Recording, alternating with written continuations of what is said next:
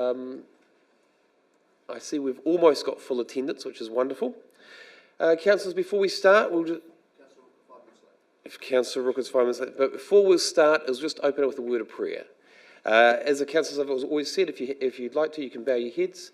Heavenly Father, thank you, Lord, for the day. Thank you, Lord, for the sunshine that we're having, and thank you, Lord, for the company that we've got in front of us. Lord, as we go through the decision makings today, please put your hand on them and put your guidance around them, Lord, so that we make the decisions the best for this district in your precious and loving name. Amen. Councillors, as today is the 24th, we're going to go on to our first point, which is apologies, yes. We've got a late arrival of Councillor Ruka and an early departure of Councillor Jovic, depending on how the meeting goes. Do I have a mover and a seconder for those? Councillor Peters, Councillor Harding. All those in favour? Any opposed? Carried. Thank you, councillors. And we'll go across to...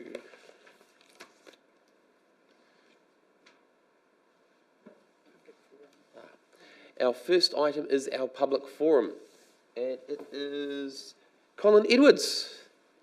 Colin, come on up. The button to press, just so that you understand, for the microphones here, is the red button on the... You've got it, bang on, you know the one? Yes, I have. Excellent. So you've got 5 minutes at this time. It's a time for you to express your issues or what you're covering over. This is not a time to question the councillors. This is not a time to go through debating sort of things. This is about you expressing your issues. And if there's a concern or if there's questions raised by the councillors, they'll have the time to ask you that. Thank you. So it's over to you, Colin. I did address council a few months ago about asking you not to knock down the Parra Bay Wharf. You were wonderful, you agreed, and hundreds of people like to send their appreciation for that. However, I've come to talk to you today about council-owned commercial leasehold land. So council owns land, particularly in Dent Street and other streets, which they lease out to people like myself, and then we get a tenant to pay us. These are 20-year perpetually renewable leases, and there's a 5-year rent review.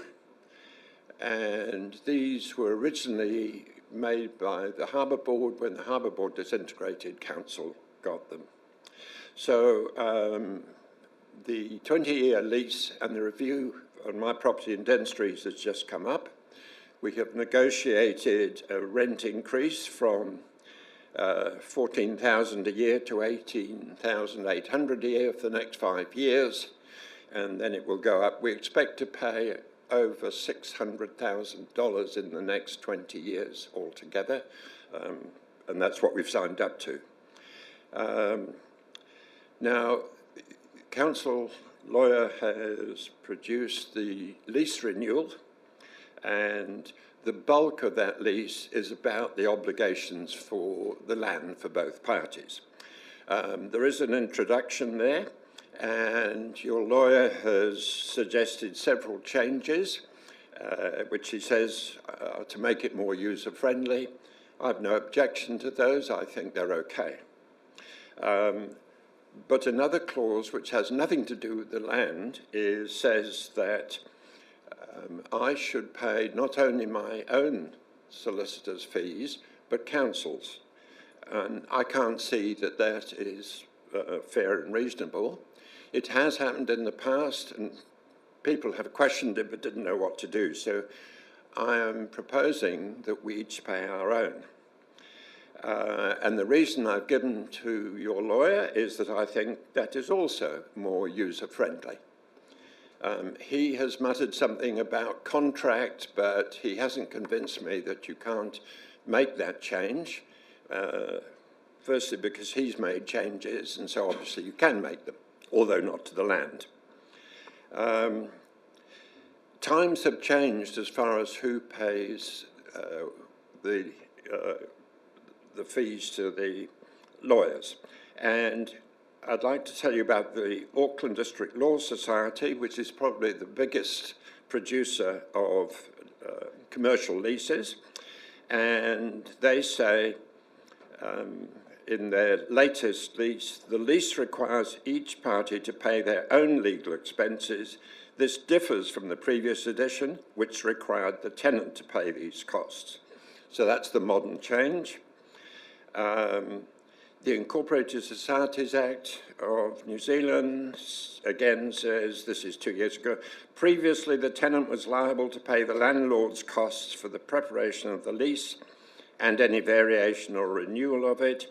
Now each party is to meet their own costs.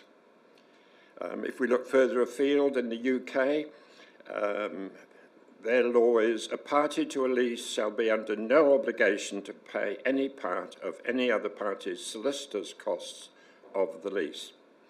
So what I'm saying is times have changed. There is no reason that that clause has to stay. It's perfectly, I think, reasonable and just in the modern times for each party to pay their own costs. I'm sure when you purchased your house, you didn't pay not only your own legal fees, but the vendors. And also I can see no more reason, for instance, if I was to suggest that you pay my cost and your own, I think that would be unreasonable.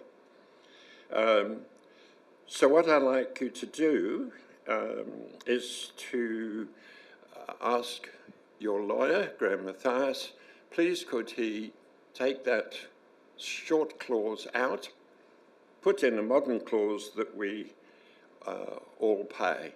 We're talking about $1,500. One of your staff said, oh, but the council can't forego all that money. In the 20 years, as I say, I'll be paying over $600,000. We're talking about $1,500, so the council could reduce its income by 1/4% if you made this change.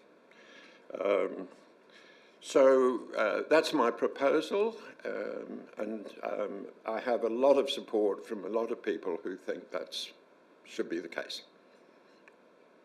Thank you, Colin. Appreciate your point. Just to make sure I understand fairly clearly what you're asking of the council, you're asking that the contracts be changed so that it reflects today's modern standard where you've got you pick up your costs and council picks up their costs. Is that correct? That is correct. Okay. Councillor Benny, have you got a question? Yeah, just to clarify a couple of things. Firstly, is this a new clause in the contract, or is this a rollover of existing contracts and you want it to bring up? The contracts are perpetually renewable, but you can make changes. Very clearly you can, because your lawyer has suggested several changes to this one. You can't make changes to the specifications as to what does to the land, because that is the main thing that must stay the same. But who pays the costs, the introductory things, yes, those can be changed. And just the thing about other restrictions on those costs, or is it an open-ended clause? It's an open-ended clause that we pay, that the council lawyer sends the bill to us and we're obligated to pay it at the moment, yeah. Thank you. Colin, since there appears to be no other questions, thank you, Colin. Appreciate your time coming in. Very clear and concise, very explaining it quite well. So thank you for that. Thank you very much for your time. Councillors, as we move on to the next item, I just want to make sure that if there's any declarations of interest, could you please make it known before the item? And just reminding councillors again, this is live streamed, and just be well aware of language and also respect for one another. Councillors, we're going to move on to item 5.1, which is the confirmation of the minutes of the open and confidential. Do I have a mover for that? Councillor Olsen, Councillor Reid, all those in favour, or any discussion over it? Councillor Olsen wasn't there, so you can't move it. Sorry, Councillor Olsen. Oh, sorry. Okay. Councillor Peters is moving that. Councillor Reid, you're seconding it? Yep. Councillor Olsen, you have a question? Yeah, well, I have a comment. I actually put an apology in, so it says I was not in attendance, but I did put an apology in. That's when I was in Wellington, and I was on council. It is noted on point 3 there. There is an apologies.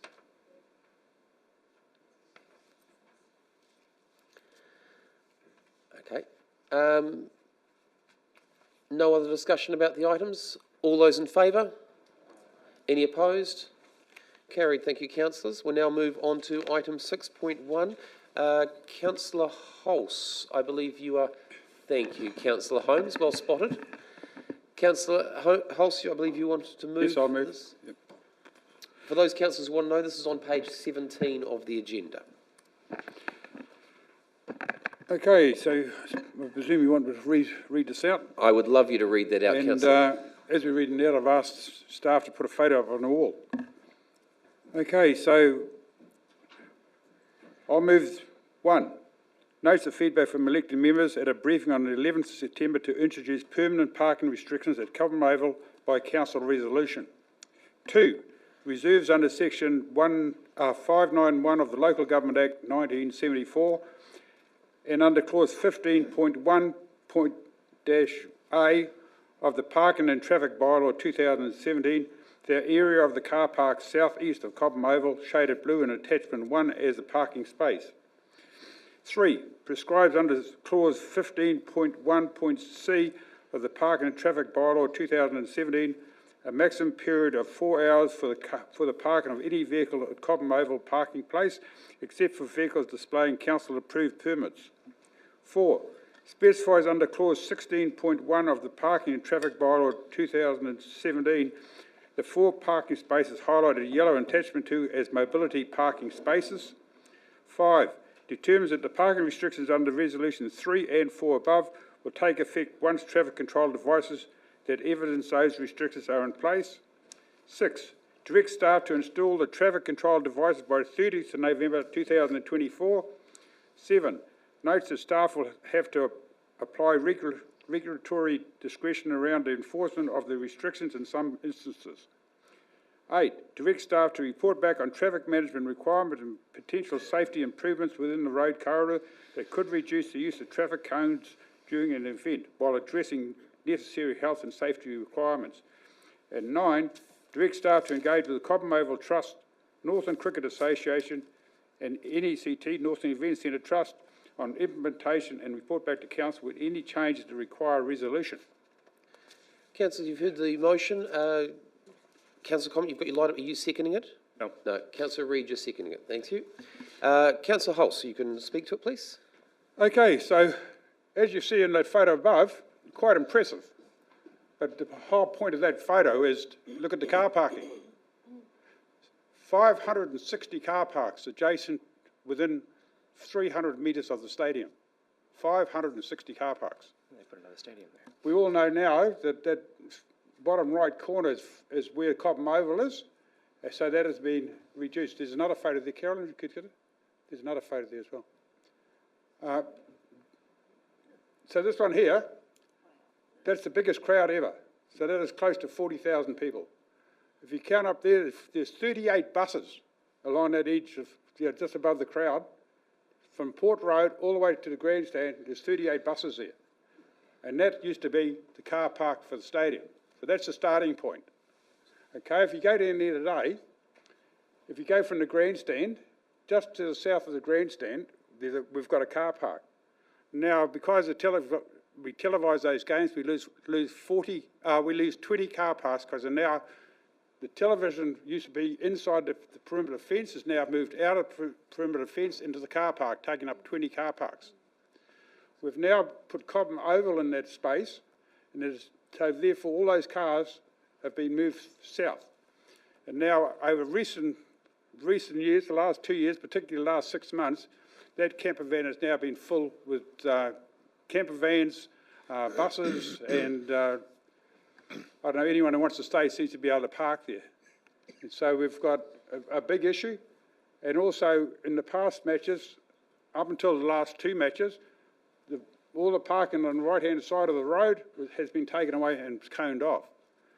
Now, I have got letters from the Northern Event Centre, Northern Cricket, Northern Rugby, all expressing their concerns about the loss of space. So the patrons are forced to go wider. And now at the last game, when the camper vans, I went down on the Monday morning after the game, and I counted there's 58 vehicles in the Cobham Oval Park there's 4 buses parked sideways across 4 car parks, and most of them have another vehicle that you drive around or take at another car park. So 58 of those available 124 car parks at Cobham Oval full up with camper vans or freedom campers. That was not what it desired. It is not desired to do that. So when we did an upgrade of the park outside Cobham Oval, outside the cricket ground, the council today thought we'd actually put some rain gardens there and make it look really nice, and made it extremely hard to drive around. But we reduced another 25 car parks out of that area. So now the patrons are parking way over by Tomato Puri, where there's no traffic control whatsoever, no cones, and they're forced to park. So all those parks over by Tomato Puri Bridge are full, and every business driveway is full of car parks now. So when we actually apply for a resource consent, that was a requirement for that a car park when it was first built, was all those car parks. It's been shrunk and shrunk and shrunk, and we have not got that amount of buses bringing people in anymore. So that is in 1972, it ran for the Shield game. And the first slide, if you go back to this is in 1976, when North Auckland played Ireland. So there's plenty of evidence to say, well, let us ask, why are we promoting high-class sports in that, and we're chasing vehicles away? You actually need vehicles to come to people to come to games, and guess what? They come in cars. So that's so getting back to my my motion, I actually put a notice of motion on the 2nd of September to act on this, and in discussion through our CE, he persuaded me to hold the notice of motion, but we've got to go through all these requirements through the bylaw in the first place. And then we're going to have a review at the end to see how it's working, and we can continue. So with your support, we're going to try and maintain and hold our existing car parks, which are under resource consents to provide. It's not as if we're just adding them. They are under resource consent requirements. At least hold on those and have them available for patrons to go to events at the Northern Event Centre. Thank you. Thank you, Councillor Hulse. Councillor Connor. This agenda item really bugs me. Looking through it, actually, a couple of questions first, if I may, please. In regards to the restrictions and the parking permits that would have to be utilised, does this go to the businesses that are in that location?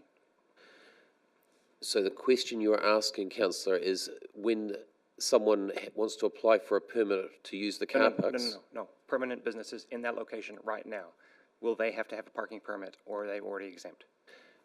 Question goes to the staff. Will the existing businesses that are in there, I believe there's actually only one business that's working out of the Cricket Cobham Oval, will they be exempt or will they require permits? Your Worship, yes, I think that is correct, that there is just one business there. Currently, the idea is that we would be designating a large portion of the car park as a P240, so 4 hours max to park there for the public, and the remaining parking spaces would be negotiated with Cobham Oval Trust to use how they see fit. That is their, would be under their lease arrangement. Okay. Second question, please. Yep.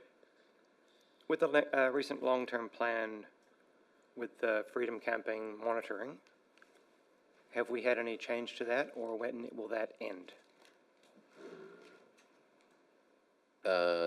Team, I'm looking to, probably Dominic's going to answer that question. You understand the question there, Dominic? Yep, okay. So, through the Chair, in the resolution, Council directed staff to look at additional revenue streams or how we could fund that. We're working through that, and we'll bring an item back to you next month to strategy planning and development. Okay. From within the agenda, also one last question before I just have my comment, please. Within the agenda, it says, well, to enforce this, the ability to tow and store vehicles. Do we still currently not have a location to store the vehicles or the ability to move large vehicles, as has been stated? Or is there further? So the question is asked, is there a complication about the location of storing the vehicles once they're being towed? This is the oversized vehicles. I believe, Councillor, is that what you're referring to? Yes. The oversized vehicles. So, through the Chair, I think there's more of a complication around the process to get to in order to tow the vehicle. So you have to go through a process where you give warnings, you have to have a plan in place, and you have to take it somewhere to tow it, store it, while you work through the legislative timeframe for what you will do with that vehicle. So all of that has to be worked through on a case-by-case basis, and that's where the regulatory discretion would come into this. That did not answer the question, though. Do we currently have a location to store oversized vehicles such as that? Through the Chair, no dedicated location, but we will look on a case by, we can find locations within Council's land holdings, and we work through that as part of any plan to work through that process. Thank you.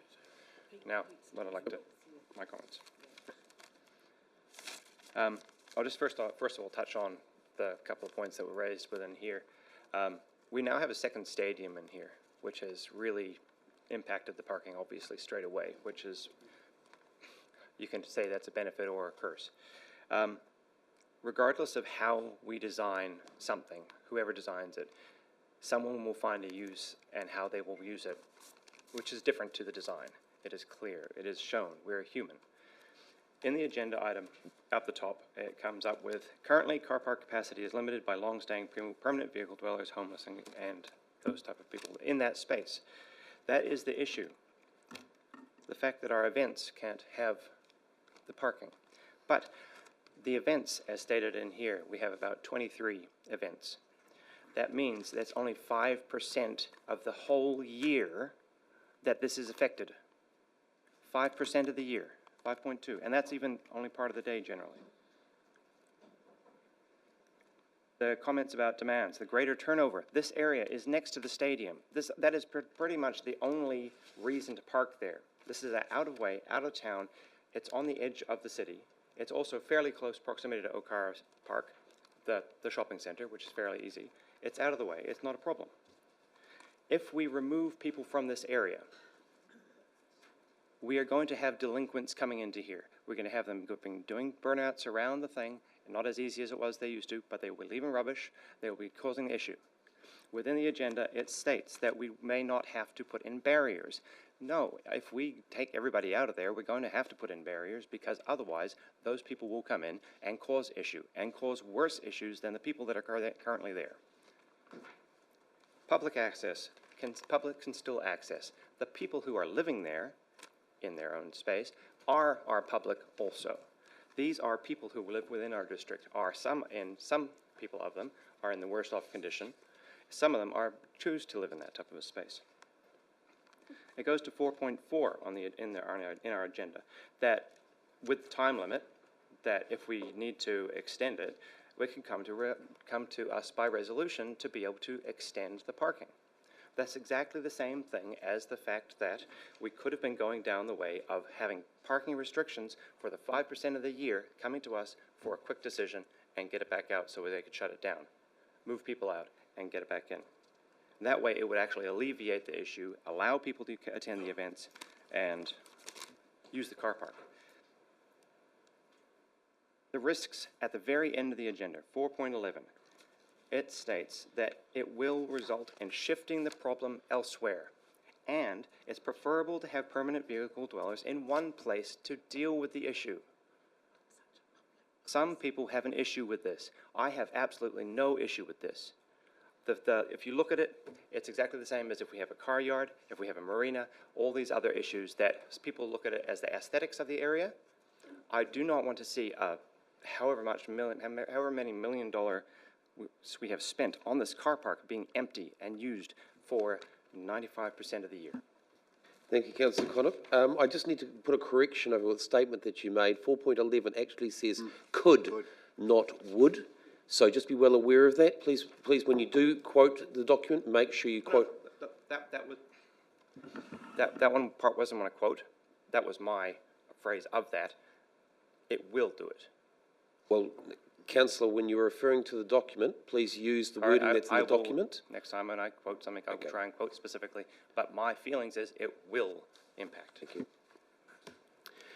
Councillor Peters. Thank you. Two questions.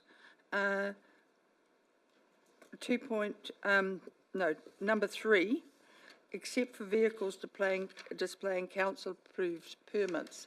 Are those the permits that we had discussed previously about homeless people?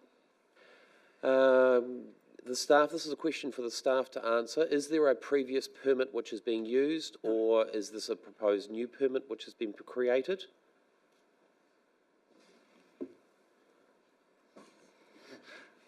Through the chair, I'm not aware of any permit that has been discussed or allocated to homeless people, so this would be through council's normal permit system and application processes. So I had spoken with Simon Weston about this permit, and I just wondered whether this item referred to that permit. Could this item refer to that permit?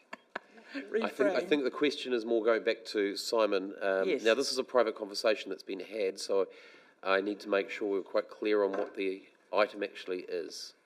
No, it will refer back to what has just been provided for information. So I actually support this, but on the proviso that our homeless folks, and I'm not talking about vehicle dwellers, and I'm not talking about freedom campers, I'm talking about homeless folks in Whangarei, are given a permit not to park here during events, but to not to be moved on at other times. Yeah. So is that possible to add this in? It's still a question, sir. Yeah. Dominic's got a I comment. think this is more of a regulatory question, and I'm just quite conscious that we do have a regulatory process that we must abide by. So, Dom, can you answer this? So through the chair, that's not considered in this item, and there, to be frank, has been a number of views expressed around this issue, and there hasn't been a landing point to date. What the item does provide, however, is regulatory discretion. So it provides a tool to manage the car park, a tool to enforce restrictions, which we don't currently have, but it also provides regulatory discretion. However, there are a number of views on how that could play out. I know that doesn't really answer your question, So how can we progress Councillor. here? Because this is a sticking point. I actually approve of this, but it's a sticking point for me if the council is going to start to hassle homeless folks. I know that they haven't done so before, but I don't want that to happen. Okay, so what we're particularly, this item specifically is talking about is the setting up the regulatory process for this car park. Now, what you're asking for, and I'm just going to have to clarify what you're asking for, Yes. Councillor, is that there is a leniency put onto certain requirements. That will be inside the actual requirements to start with. So these requirements or these regulations actually have to put in first before that next discussion can be had. So for me, Yeah. I'm hearing Dom saying that other people actually want to patu on homeless folks, but this is other councillors. So I'm not sure if that's what you meant, Dominic, when you said, sorry, speaking directly to it, I'm just upset about it. I just wonder if that's what is referred to when he said that, sir. Dom, I'm a bit unsure how you're going to answer this one. Patu. So I'll answer it straight. If you go back to the briefing minutes on this item, there were a range of views on the item. That's all I'm referring to, full stop. The item itself does, a number of views around homelessness and how we manage homelessness. There have been for a number of years. The item itself and the discussion we had was around regulatory discretion. We would have operational discretion on how and when we enforce, and we would apply that. And ultimately we will keep in touch and communicating with council, but that is separate from this item. Your Worship, I want to vote for this, but I have this concern, and that's why I'm bringing it up, because I want to surety that I'm not voting for something that is going to disadvantage those folks. So how do I progress with that, sir? Okay. It's a bit hard for it to actually answer that because, as I said, this is more about setting the stage for this car parking area, which can then allow the variations that you're asking for to happen afterwards. This is more setting the stage right now to make sure that the processes and the procedures are in place so that the staff can actually action on issues which happen from there. At the present moment, they are not allowed to and cannot enforce the car parking regime down there. So as Councillor Hulse has already highlighted, when you have one vehicle which is taking up 4 car parks, not designed for 4 car parks, it is becoming unfair for all the other users to be using there. So now I'd like to speak to it. Thank you.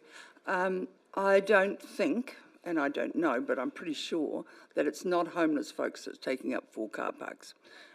I think there's a group of people that are swinging the lead, but it's not our homeless folks. So, sorry, it's a bit colloquial. So I will support this, but I am putting quite strongly that I need to see that second stage that you're talking about. And the suggestion that I put forward to Simon Weston was that homeless folks have a letter which does not exempt them from parking fees. They still have to pay parking fees, but it allows them to not be moved on all the time. So that sort of thing, but that is specific to their car.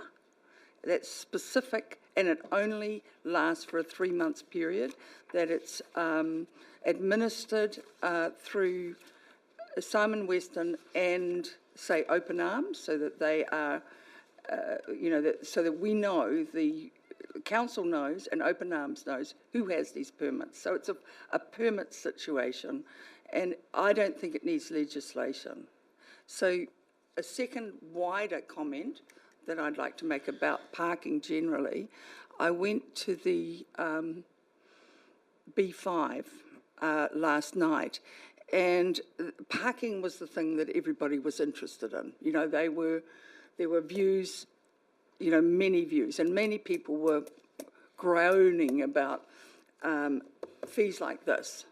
But there's another section of people, especially people that had come from elsewhere, who said we had the cheapest and easiest parking in the country, practically. That you know, and that people are being lazy. They won't walk 200 metres to their shop, when in fact, in some countries and in Europe, you can't take a car into town at all. So actually, what we're doing with parking is not far out. I do think we do need a parking building. I do think we need parking for these sorts of wonderful events. So in principle, I support this. Thank you, Councillor. And just councillors, please, I do remind you, I know, Councillor, I gave you a little bit of leniency there. Try and keep it on topic of this car parking. I appreciate what you were getting back to with your car parking. That's why I let you keep going. Just be conscious, councillors, that this is about the topic of the Common Oval. Okay, Councillor Beattie.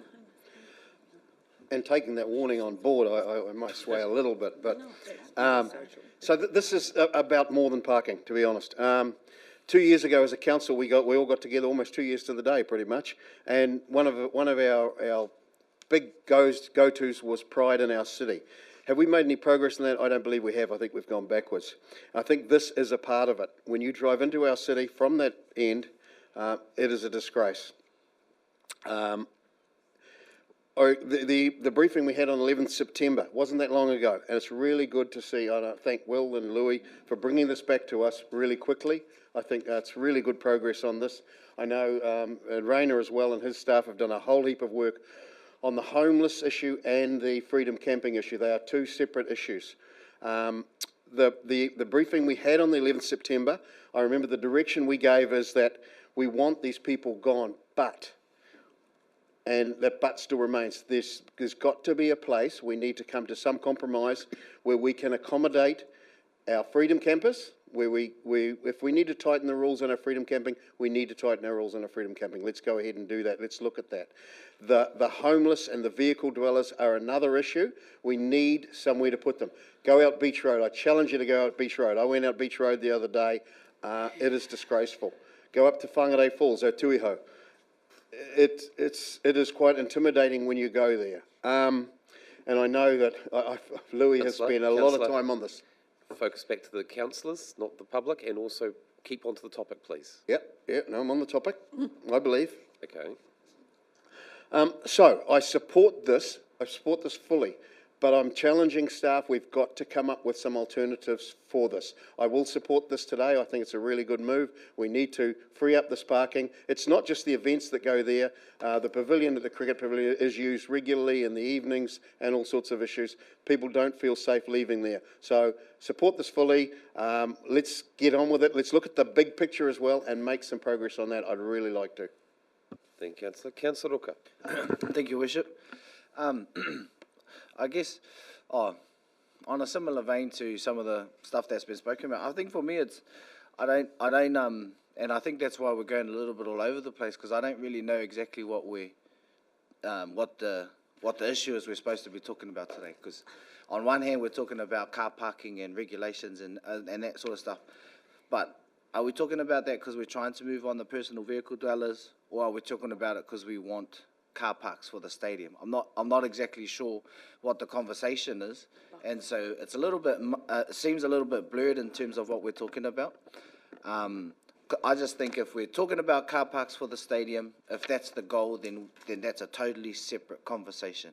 Then if we're talking about moving personal vehicle dwellers to a different space, then that's a totally separate conversation. But at the moment, it seems like they're blurred in together, and so I don't actually know what is the proposed outcome for this meeting, or for this particular subject. Personally, it feels like, it just feels like we've got this blurred line thing happening, and some people are talking about having more car parks for the stadium, which is great, totally support that. And then on the other hand, we're talking about moving personal vehicle dwellers, and a space for them to be, which I agree with as well.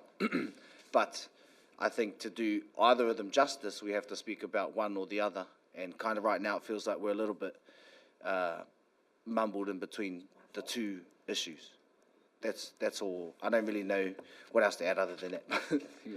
Thank you, Councillor Roka. And just for clarification, it is the agenda item that you have in front of you, very clearly written out, talking about the regulations of Cobble Noble. That is what it is talking about. All the other issues are not related to this topic. So what is on the agenda item is the topic. Councillor Olsen. Thank you, Your Worship. Thank you, Will, and your team for the work that you've done. It's great. I've got two concerns around this agenda.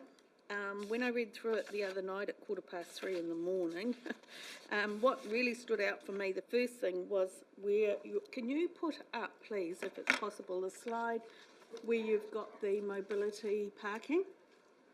Is that possible? No, it's not. It's in your agenda, Councillor. I know, but I would like the public to see it. It's in the agenda, Councillor. Right.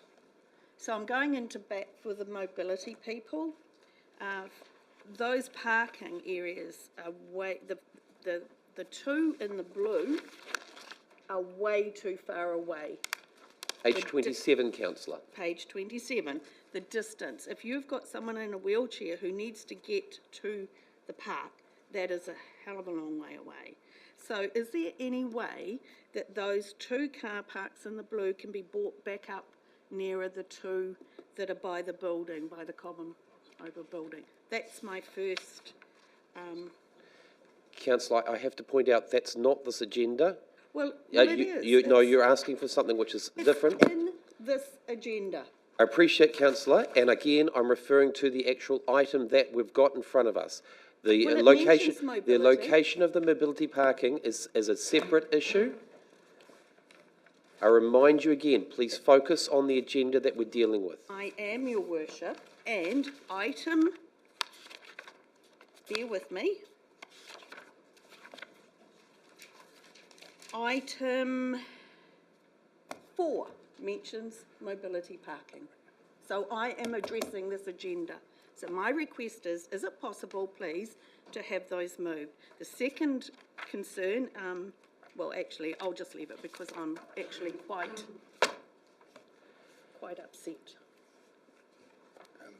Through the chair, the item simply formalises what is already there in terms of those mobility parks, that there are already painted markings for there. We would need to bring back a separate item, I think, in order to change the location of those. That's possible. Huh? Okay. Thank you. Any other questions, councillor?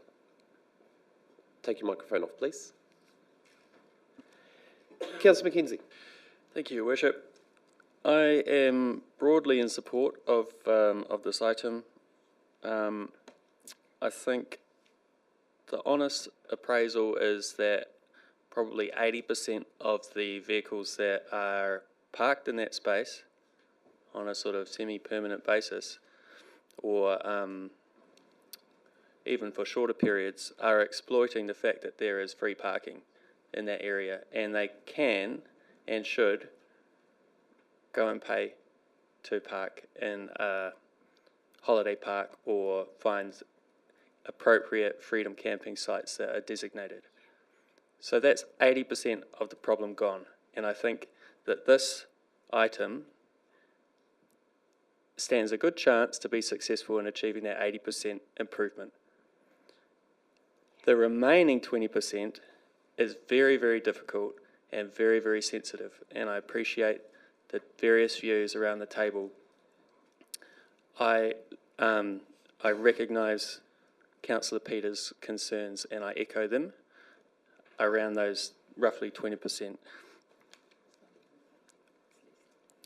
possibly less than that.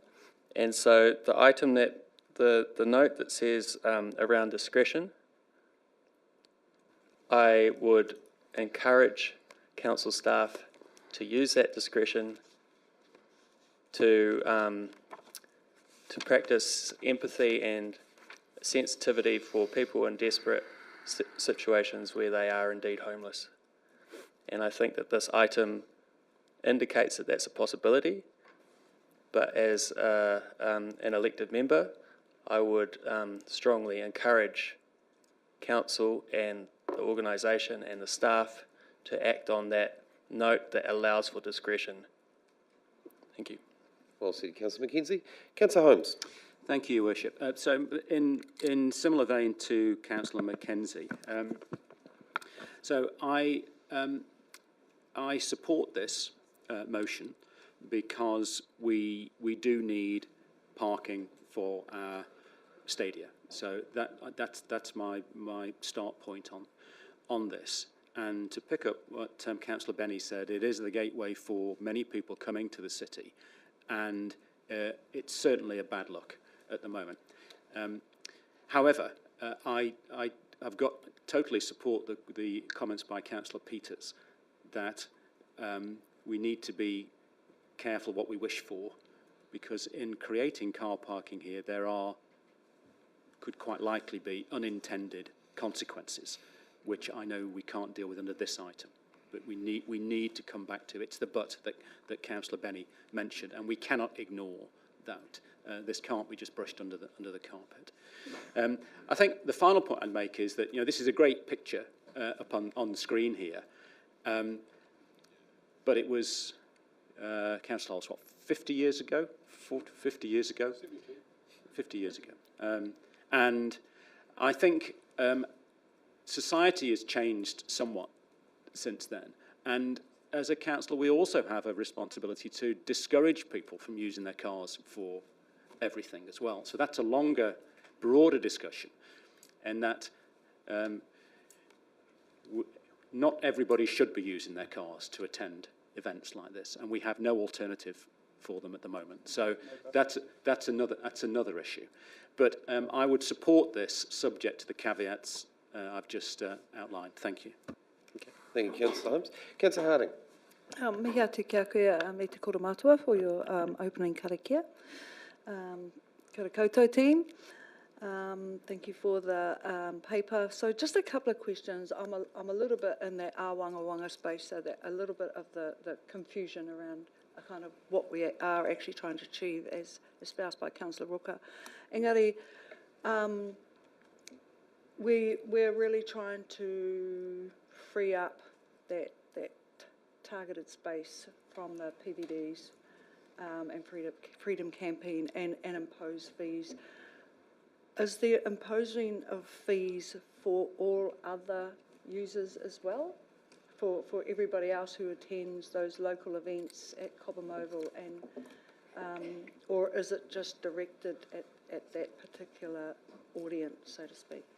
Kia ora. Through the chair, the parking spaces that are managed by the leaseholders, they could manage them as they see fit. So those parking fees, I do not believe would apply to them necessarily, no. But our ones, the parking space, the Commonwealth parking place that we are designating here, yes, those fees would apply to anybody who infringes them, who breaches the rule, unless we create a exemption. So that would have to be done, for particularly large events that last longer than 4 hours. So not many per year.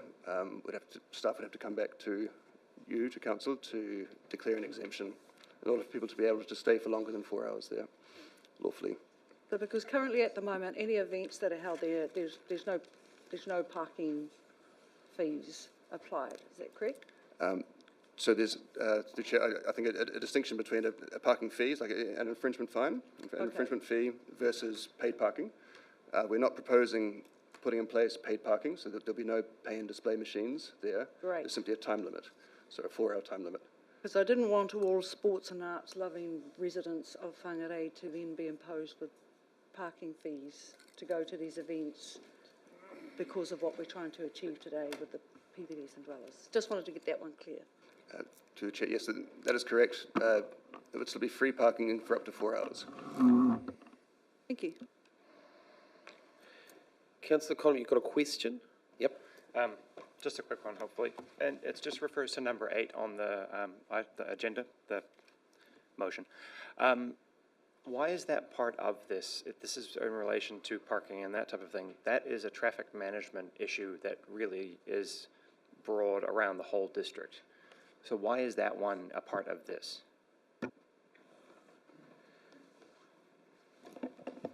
We'll go to Jim on that one. Yeah, through the chair. So the purpose is to look at parking restrictions. As part of that, it's really recognising that this is an event area and that we want to look at it holistically. So the direction for us to look at traffic management requirements is something that we do. So we are reviewing traffic management anyway, but I think the consequence of, we're clearing one area and making that available for sporting events, but there are other opportunities in that area. So it's just making sure that we're holistic in our thinking. Can I just on that, the comment? No comment? No. I said on that comment. So question? A question on that comment. In relation to the holisticness of it then, the fact that we're putting the parking restrictions into this place and we're moving people out of it, which will be going to another area, which has been raised by Councillor Peters and others, we're not thinking about what that issue is going to be going. We're taking a note that it might, but what holistically then are we doing about that? Yeah. So I'm not sure it's a question that Jim is able to answer, but I'm going to open up to Jim. Yeah, about the agenda item. Yeah, through the chair. So we are aware that there is in terms of the holistic view, in terms of what's happening with private vehicle dwellers, and as per the question raised by Councillor Benny, that is something that needs to be looked at, but that's been dealt with through a different process. This was what we can do from a traffic perspective, and so it's within our control within this paper to be able to respond to that. Okay. Councillor Cooper. Yes, I'd like to move a procedural motion that we put this to the vote, please. Procedural motion is moved. Councillor Jurvic is seconding that. Division has been called for the procedural motion. All those in favour, please raise your right hand. Councillors Jovic, Rooker, Peters, Holmes, Cooper, Benny and His Worship the Mayor. Those against? Councillors Reid, Olsen, Mackenzie, Harding, Hulse, Golightly and Connop.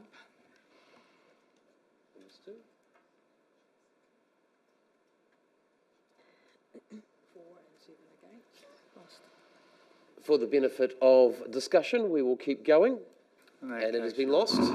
Worship, I might just have to signal that, as discussed earlier, I may have to leave the meeting early. Thank you very much.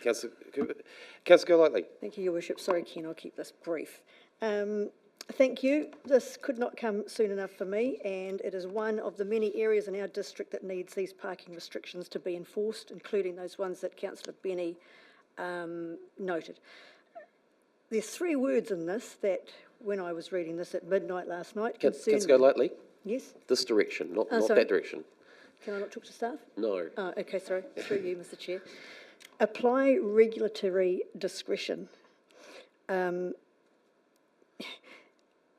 I read that to sound like this is just kind of the way out of enforcing some of the more permanent vehicle dwellers. And so I just kind of wanted to sort of highlight that, as that was a concern to me. And also, if you can sort of elaborate a little bit more about what that kind of is going to look like to you.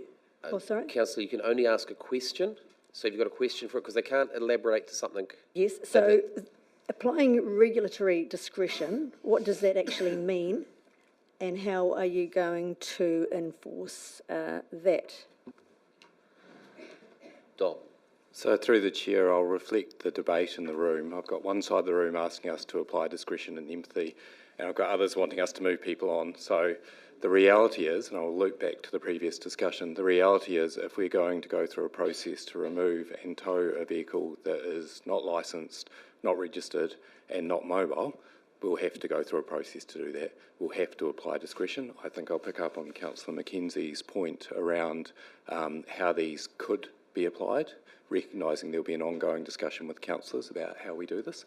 But fundamentally, it gives a tool, it gives a regulatory tool to provide notice of enforcement, to then undertake enforcement, and I think that would ultimately remove a number of people who are staying on the site who don't need to stay there from the site. Fundamentally, flip it the other way, there'll be situations where it's very, very difficult to work through, and we'll need to apply discretion, and we'll need to go through a process where we give warnings, where we have a place to tow those vehicles, and where we know what we're going to do with those vehicles at the end of it. So that's the hard enforcement option, and I've got two voices in the room. One's talking about hard enforcement options, and the other's talking about empathy and discretion. So we'll have to work through what that looks like in practice, and we'll keep you informed, and we'll have that discussion as we go through. Right. Questions answered, Councillor? Yep. Councillor Reid. Thank you, Your Worship. It's been a long while coming that we could tidy up this piece of our town. I like Councillor Hulse's choice of photos. I was at many of those games. I could just about see myself in that one there. Now, what we're trying to achieve here is to go some way towards ensuring those that travel from afar and have little choice other than to use a motor vehicle may just get a chance to park to go and see a game at our either cricket stadium or the Whangarei Stadium. And I will back pretty much any legislation that allows people to attend these games. 38 buses, that was a pretty cool day. I was there. I went along that line. I was blown away. I was a young fella then. So this has got my 100% full support.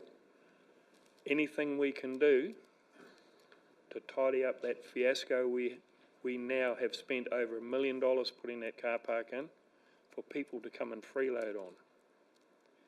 There's a bus that's been there nearly 6 months now, and the only time it moves is to go to our free dump station to empty out its tanks. And I've had enough. Like Councillor Hulse, I go past there every day and I shake my head and I think, what have we got? So if we can tidy this up and make that parking available, especially on days where there's big events, critter festivals, you know, there's so many things. People can't get a park.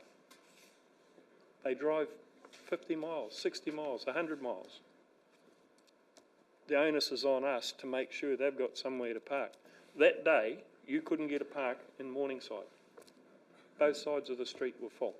Rafferty Street, Jellicoe Street. My parents actually parked across in Rafferty Street and we hopped the railway lines to get into that game. And Councillor Connop spoke of delinquents. Well, yeah, we were that day, along with all the ones standing around on the top of the fence you'll see, on the top of the hill. So 100% behind this, and thank you to the staff, thank you to everyone involved. So let's just get behind our team so that we can tidy up that corner of our town. Thank you, Councillor Reid. Councillor Hulse, would you like your right of reply? Absolutely. That's why I voted this way.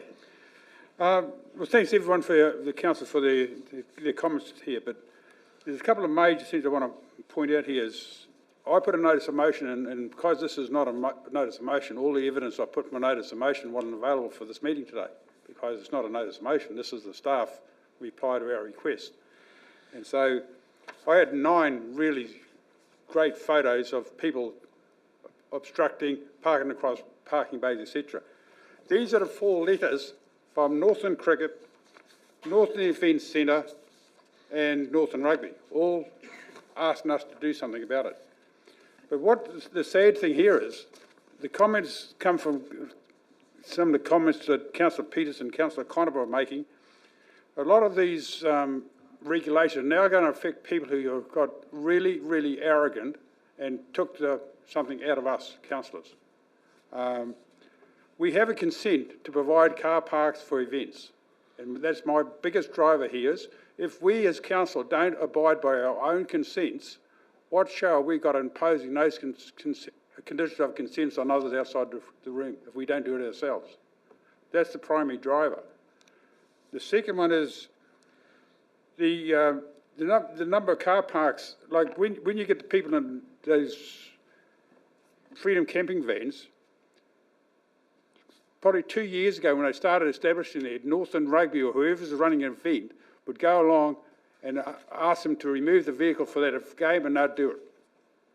And it's only the last probably 18 months where we've now got a group there who just park, and they park across 4 car parks, and they have a vehicle they drive around town, and they take the 5th car park. And they argue with the patrons. And I was walking past, a lady in front of me got into a dispute with one of the camper van owners. My wife came along after us, and both those women straight back into them like rock wheelers. They were not going to accept a comment from those people. So that's how it's degraded. And it's a sad, sad thing, because we've got some really good patrons who want to go to events. We've got some really good events on. We're trying to get more. We're trying to promote us as a top regional place in the country for events. And this goes a long way, as like Councillor Benny said, it distracts from what we're trying to achieve in the big thing. But thanks very much to staff. I don't quite like being intercepted in a notice of motion, but I think in this case it had to be done anyway. So, and our C persuaded me to wait for the staff to do a bit of work around it, and that's what resulted for this meeting. Thank you. Yeah. Councillor Hulse has right of reply. A division has been called by Councillor Connop. All those in favour, please raise your right hand. Councillors Jovich, Rooker, Reid, Peters, Olsen, Mackenzie, Holmes, Harding, Hulse, Golightly, Cooper, Benny and His Worship the Mayor. Those against? Councillor Connop. Any abstaining? No abstaining. It's carried. Thank you, councillors. We'll now move on to item 6.2. I will move this with a slight variation, and I will read it out so that people understand what I'm asking for. This is on page 57. 1, that council notes the local government funding agency has advised that its annual meeting will be held on 19th of November 2024 in Wellington and virtually upon request. 2, notes that the General Manager Corporate CFO Alan Adcock will attend the annual meeting in his role as Local Government Funding Agency Director, not as representative of Council. 3, as a consequence of item 2 above, Council appoints Craig Stobbo, Local Government Funding Agency Chair, as Council's proxy. 4, I'll read this with the, yeah, that's right. So 4, agrees that the proxy vote in favour of the following proposals which require ordinary shareholder resolution and the LGFA Resolution 2, election of company directors, as it states there. LGFA Resolution 3, elected nominations local authorities to the shareholders, as stated there. And LGF Resolution 5, changes to the foundation policy, not LGF Resolution 4, because the variation to that is my item 5, which is LGF Resolution 4, Directors' Remuneration, agrees that the proxy votes against the following proposal, which requires ordinary shareholder resolution. LGFA Resolutions 4, Directors' Remuneration, to approve the following.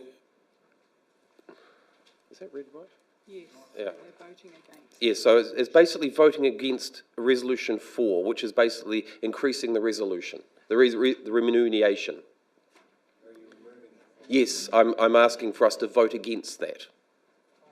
Resolution 5 gets renumbered to 6. Yeah.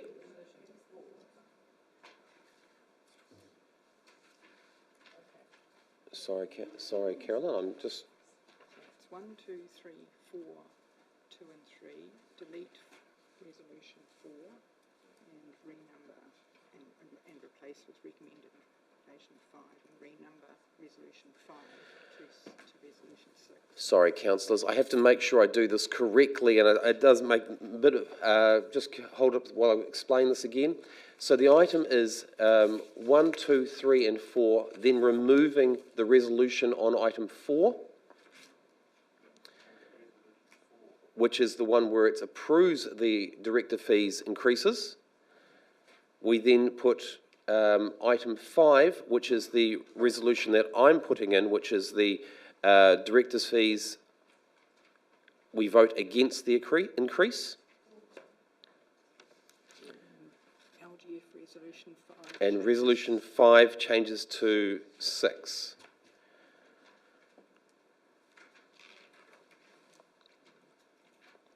You should have So just a point of order, Your Worship, if I may. So just clarifying. So yes.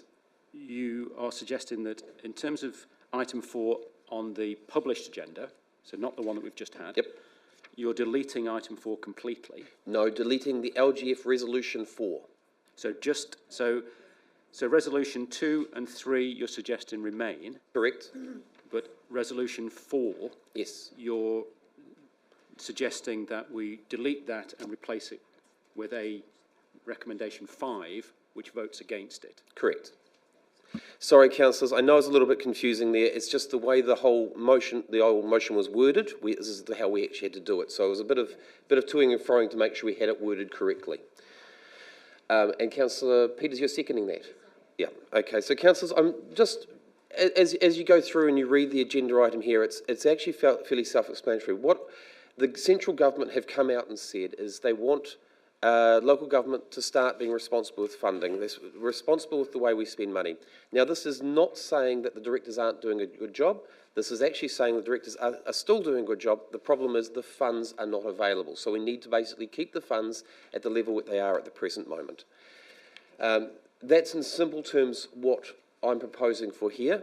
And councillors, the rest of the items as being listed there are already pretty much stock standard. They are pretty much how they're listed, and LGFA is an organisation which we are proud to be part of, and I do acknowledge as an organisation which actually helps fund some of council's projects and also helps and funds other areas of New Zealand, because as a shareholder in that, we are ultimately responsible back to our own ratepayers. Councillors, that's my point of this. Councillor Peters. Yeah, I support this, except I would like, it's not actually a change, but as we're writing the resolution, could we put Chief Financial Officer instead of CFO? Understand that, people in the councillor? council will know it, but people in the public won't necessarily. And that is a very good point. Thank you, Councillor Peters.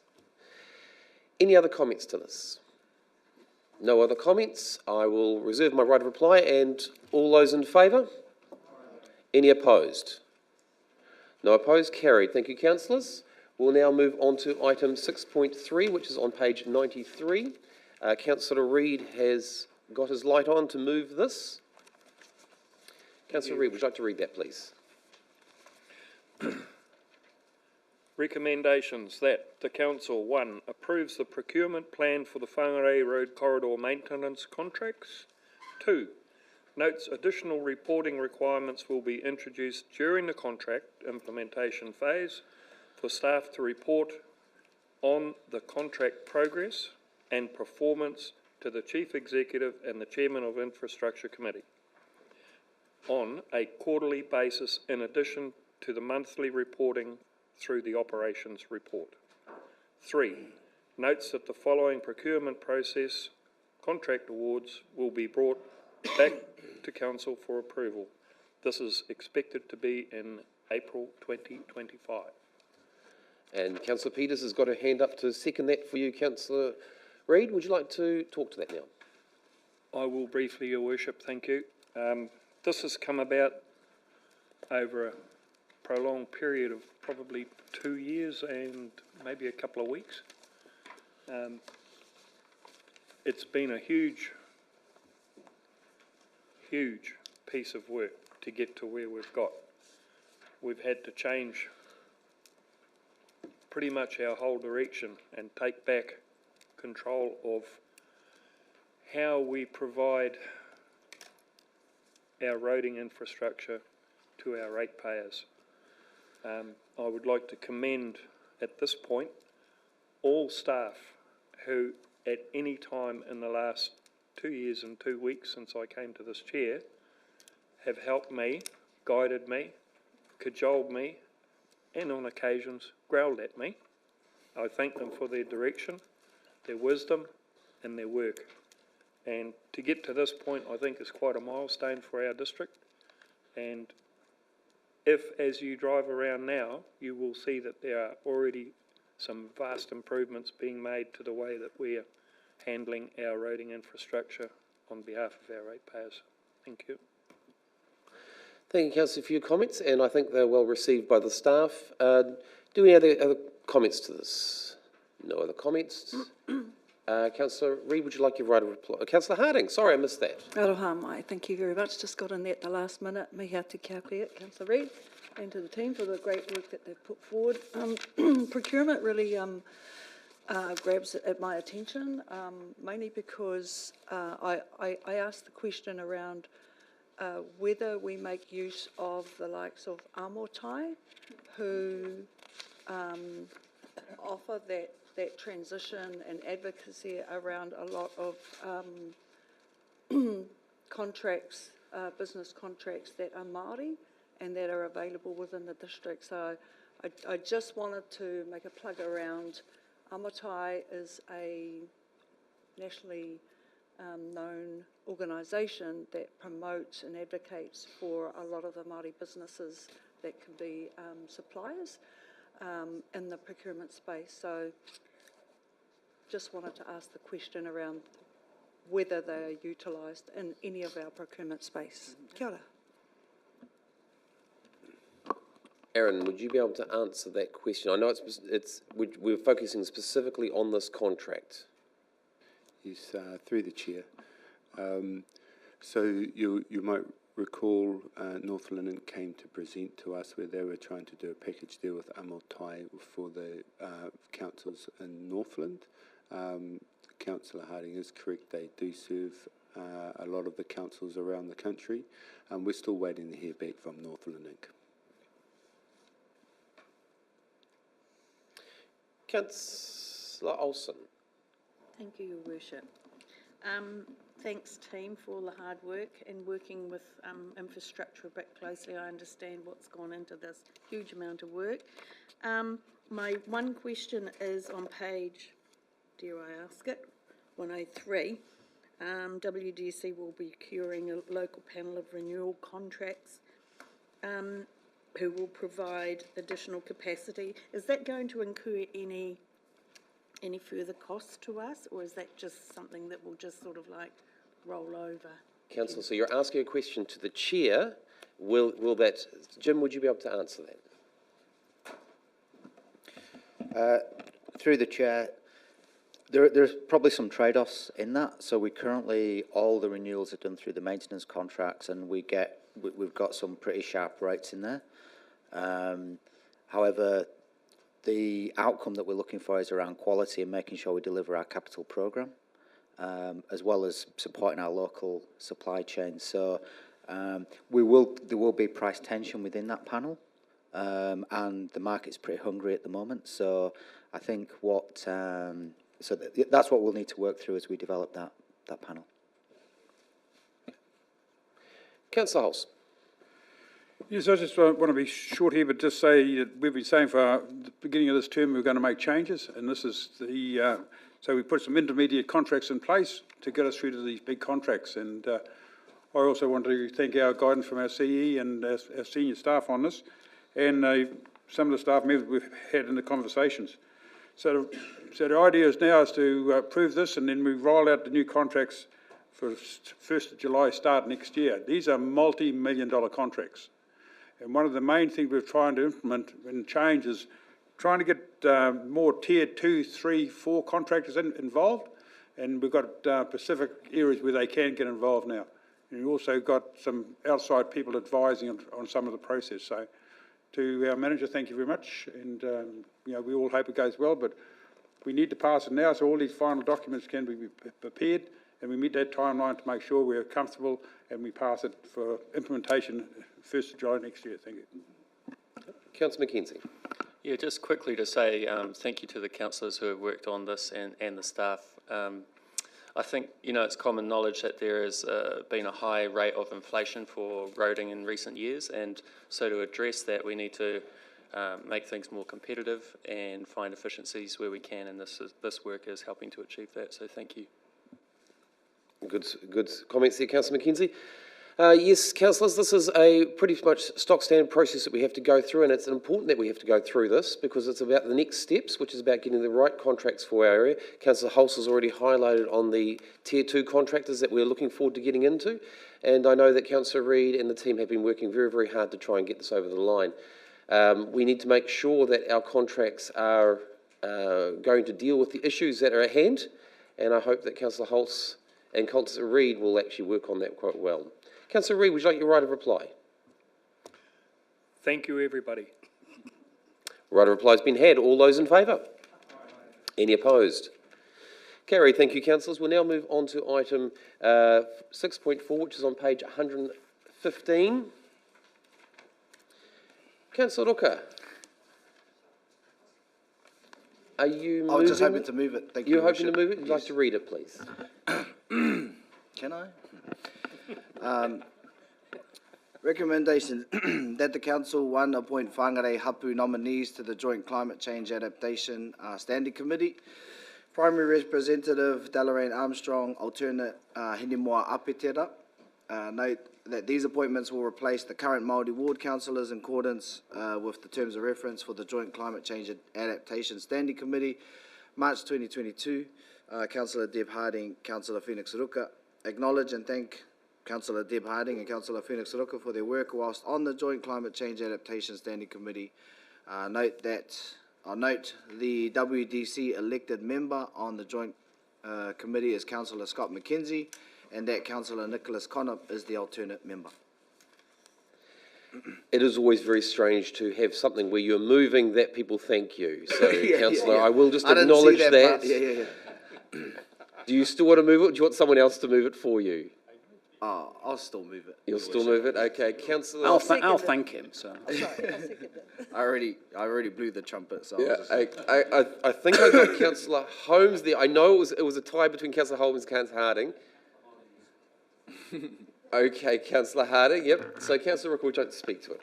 Just very quickly, Your Worship, 100% support this to appoint our Hapu members onto the Joint Climate Change Adaptation Committee, Standing Committee, joint representation from Northland Regional Council, Kaipara, as we know.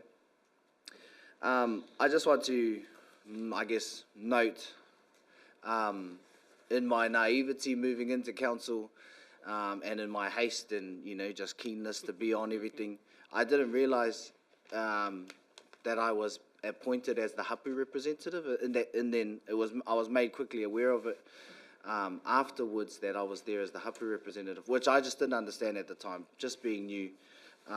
And so we wanted to rectify that and have our Hapu voice still on this Joint Climate Change Committee, hence why we've put this through to Kārearea and through to Huinga and brought it here today. So, mihana kia koutou. Kia ora, Your Worship. Thank you, Councillor. Councillor Connor. Whilst I didn't move it, I will personally thank them for doing the role that they have done in this space, and look forward to also working with the new ones that have been appointed, but also appreciate the history that they've had with the space too. Councillor Harding. Kia ora, thank you. And just to follow up around, really thankful that this has come to the full council to get tautoko, that Hapu member Delarraine Armstrong was involved in the previous, the committee previously, so she's got a strong hand in the kaupapa and delivers really well on it and the alternative. So I'm really pleased to see this come through, tidy it up. It's only a year, but anyway, I know they'll do a magnificent job. So mihi ana kia koutou. Thank you. Councillor McKenzie. Just a quick note to thank Councillors Harding and Ruka, and to welcome Delarraine and Henimoa to that committee, and look forward to working with them. Thank you. Councillor Yovich. Just sticking to the agenda, no issue with the motion. Just like to, just from a financial perspective, I do note that it's quite open-ended about the dollars, and $150 to review their work papers when the actual rates that they get are over and above some of the other committee meetings that we do have as a council. So I know this is not in relation to the agenda, but I think this is something that does have to be reviewed, because in this time and age and these costs that are going out, and $150 per hour open-ended is not satisfactory. But thank you. And Councillor, I'm glad that you brought that up, because that's actually the reason why I originally had it the certain way I did, and why I originally proposed it the way I was, because I was very conscious of the costs that it was costing council, so I needed to make sure we kept our costs down. And while I appreciate that it may not have accepted to the hapu in relation to this, it was about keeping our district's costs down at the time. Councillor Ruka, would you like your right of reply? Councillor Harding, I see your microphone on. Yeah, just in response to that kōrero. Councillor, you've already spoken, so you can't actually speak again. Are you asking a question? I just want to clarify. Councillor, are you asking a question? I'm going to ask a question, so Cool. I'm asking to get something clarified, that the fees that are set, that's the annual budget. Is that correct? Through the chair, there are only 4 meetings every year, so it's not a very high likelihood that these would be at an uncontrolled level.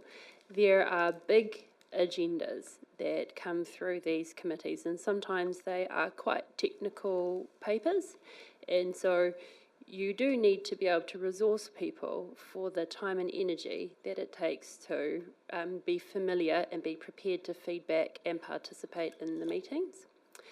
In terms of your question, these are, as I've identified in the agenda item, we've got the department budget. You may recall that there was a specific line item in the LTP for climate change adaptation, and this resourcing for the hapu participation in these committees is covered by that budget. Thank you. Kia ora. Councillor Ruka, would you like your right of reply? Oh, just quickly, Your Worship, just 100% support Delarraine and Henimoa. Delarraine's a stalwart in our hapu and in that environmental space, so just 100% supportive. Thank you, Your Worship. Councillor, right of reply has been had. All those in favour? Any opposed? Carried. Thank you, councillors. Councillors, we're just going to move into conventional. I'll move it. Do I have Councillor Holmes seconds it? All those in favour? Any against? Carried. Thank you, councillors. You'll now have approximately 10 minutes just while the team organise the room and get everything ready for confidential. I had a request, can this be